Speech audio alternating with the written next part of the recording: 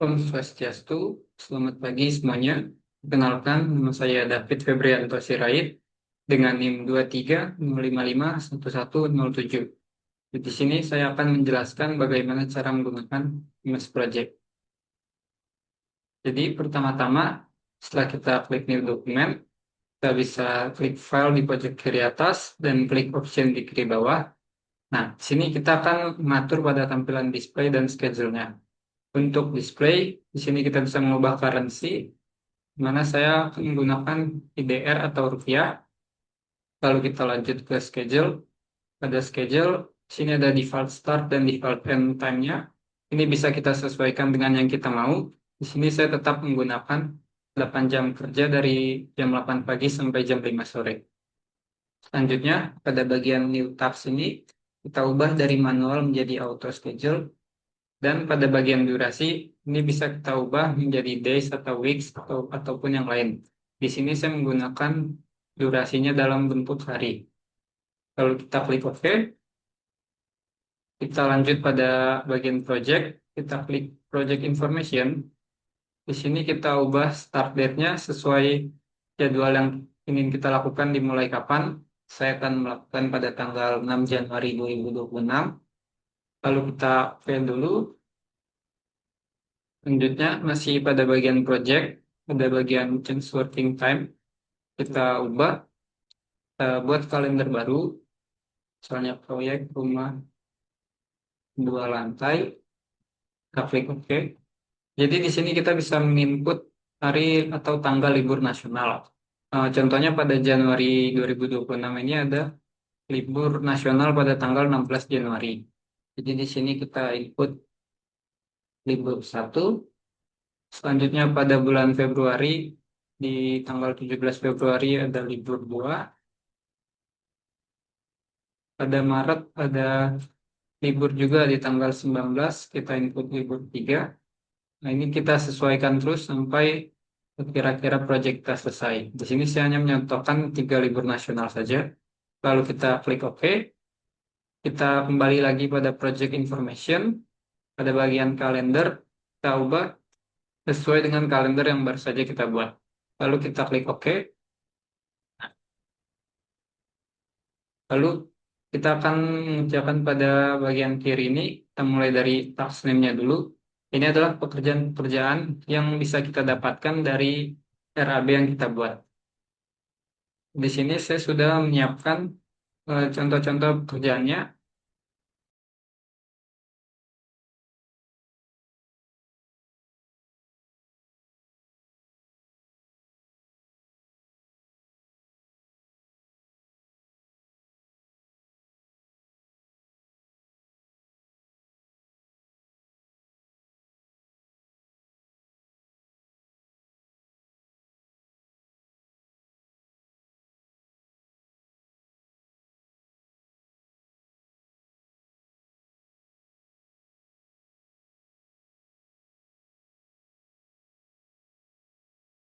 Selanjutnya, setelah kita sudah mengindent semuanya, kita tentukan untuk durasinya. Untuk durasinya sendiri itu sudah saya buat juga dalam perhitungannya. Ini kita dapat perhitungan durasi ini dari perhitungan jumlah tenaga kerja dikali volume total yang kita dapat dari RAB, lalu dibagi koefisiennya. Didapat durasi ini lalu kita bulatkan ke atas. Di sini langsung saya kopikan saja.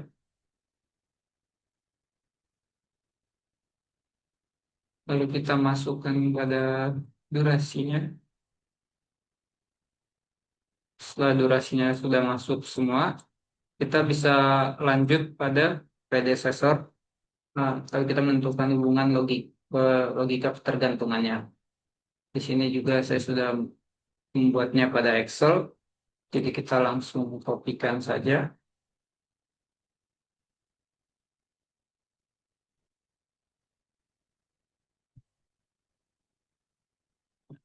Di sini saya akan menjelaskan maksud dari predecessor ini.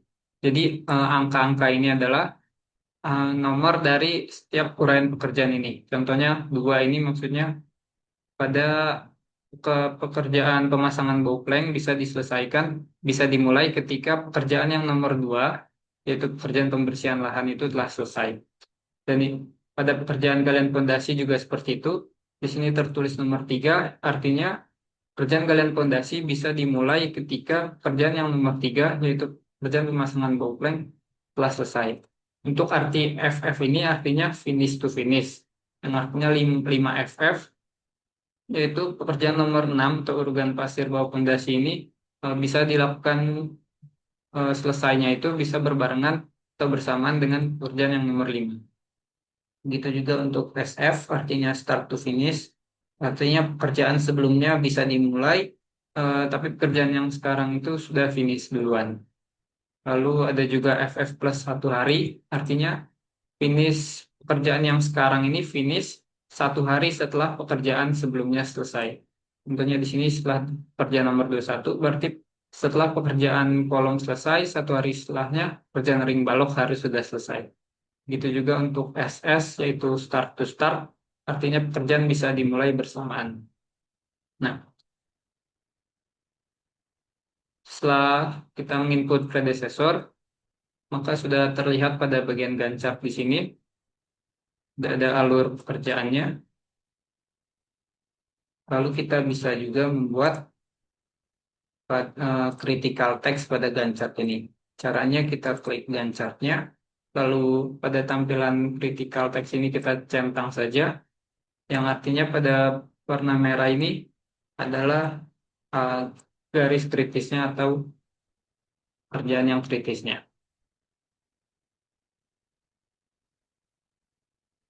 Selanjutnya, kita akan menginputkan results-nya.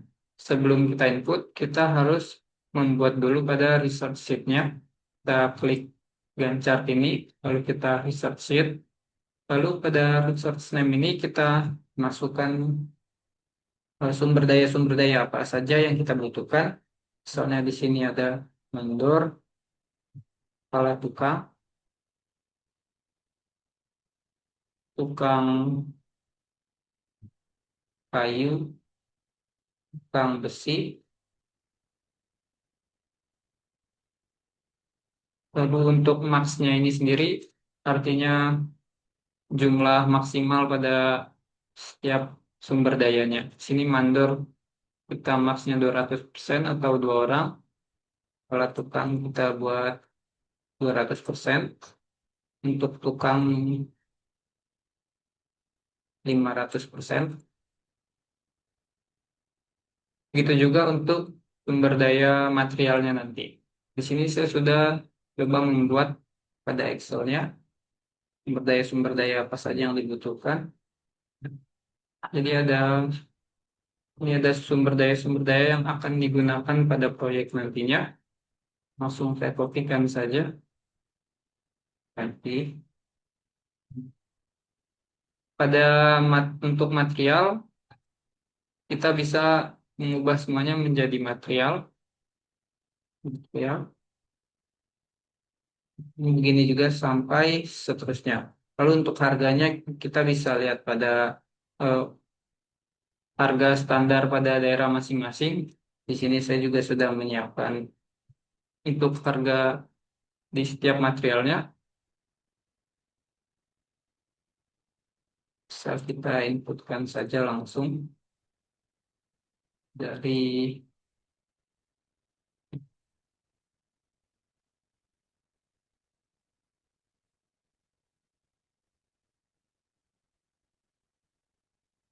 untuk maksud dari standar rate atau standar rate ini adalah jika work itu artinya upah pekerjaannya. Jadi pada mandor biasanya itu 180.000 pada daerah Badung per harinya. Di sini bisa juga HR atau jamnya. Jika per jamnya berarti kita bagi saja 180.000 dibagi dengan 8 jam kerja berarti 22.500. 500 untuk per jamnya. Ini kita input juga semuanya sampai selesai. Lalu setelah pada bagian riset sudah selesai, kita balik lagi ke Gancar. Untuk sini bisa kita masukkan sumber daya apa saja yang kita gunakan pada pekerjaan yang kita lakukan. Contohnya pada pekerjaan pembersihan lahan, di sini misalnya kita klik kanan, kita research, lalu kita tambahkan material-materialnya. Misalnya ada mandor, ada pekerja, sini kita 200%, kerjanya misalnya 500%, artinya 5 orang. Nah, sini untuk cost-nya sendiri atau harganya sudah otomatis masuk. Ini nol karena tadi belum saya input pada bagian pekerjaannya. Gitu juga untuk pekerjaan yang lainnya sampai akhir pekerjaan. Contoh materialnya misalnya kita pada pekerjaan kolom, kita bisa klik research lagi. Soalnya dibutuhkan pasir beton, lalu semen, juga ada kerja, tukang sayur untuk lukis tinggi, tukang besi. Kita sesuaikan juga unit-unitnya, misalnya pasir yang dibutuhkan berapa meter kubik, lalu untuk mandornya biasanya 50 saja pada bagian ini. Pekerjanya kita bisa menaruh 400% atau 4 orang. Tukang kayu juga kita sesuaikan saja dengan keinginan kita. Lalu pada bagian gancap di sebelah kanan dia otomatis masuk sumber daya apa saja yang dibutuhkan pada pekerjaan tersebut. Sebelumnya akan saya skip dulu supaya menginput semuanya sampai terisi semua. Jadi ini adalah seluruh kerjaan yang sudah saya inputkan sumber dayanya sampai akhir. Bisa kita lihat pada bagian gancapnya. Jadi semua sumber dayanya sudah masuk pada setiap pekerjaan. Selanjutnya, ketika kita sudah menginput research name-nya, kita bisa lakukan project ke record lalu cost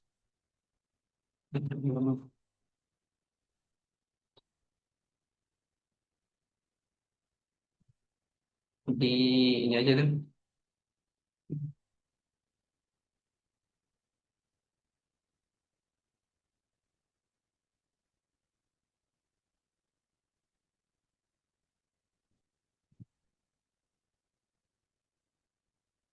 Baik, jadi ini adalah contoh dari semua sumber daya yang sudah saya input ke dalam setiap pekerjaan. Pada gancapnya bisa kita lihat semuanya sudah lengkap.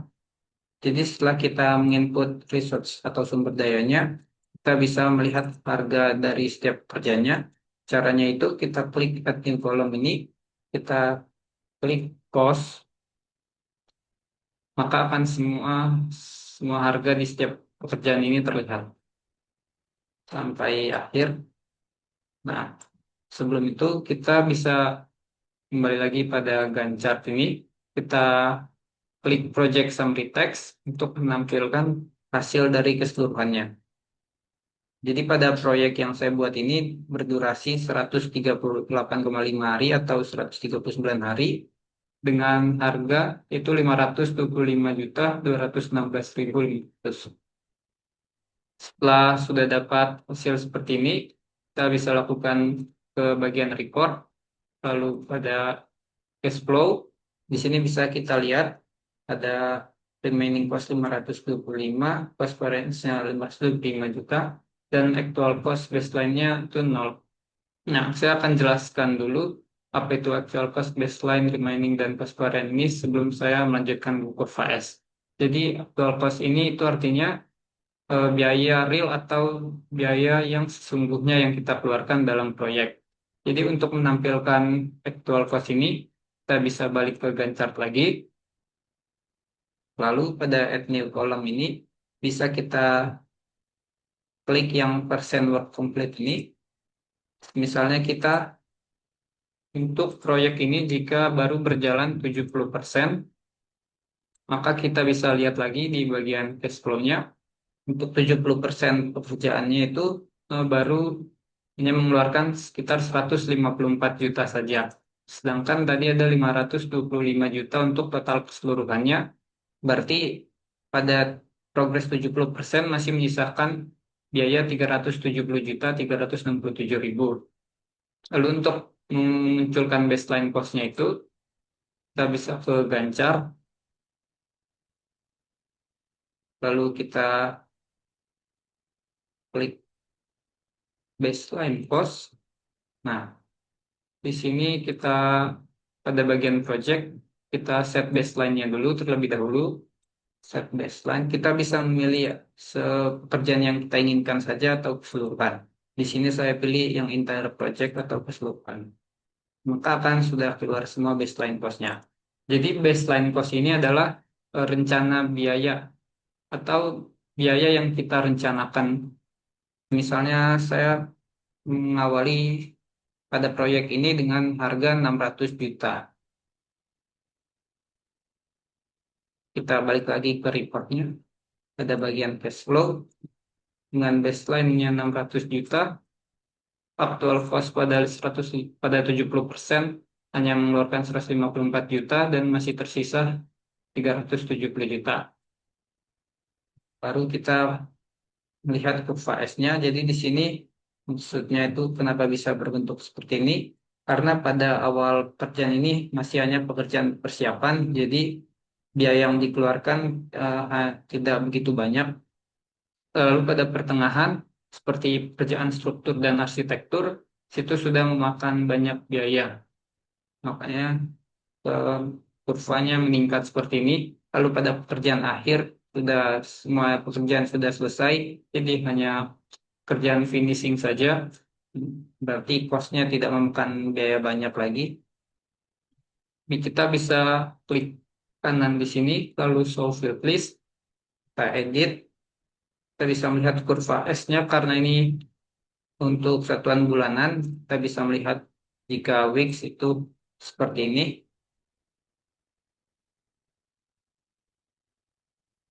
Kita juga bisa melihat untuk perharinya bagaimana, per jamnya juga, tapi di sini saya gunakan yang per bulan saja.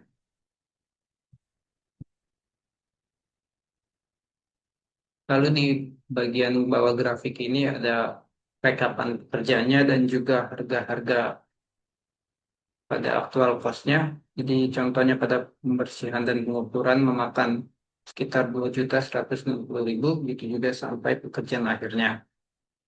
Mungkin begitu saja yang bisa saya jelaskan mengenai MS Project ini. Mohon maaf apabila masih ada kesalahan. Terima kasih.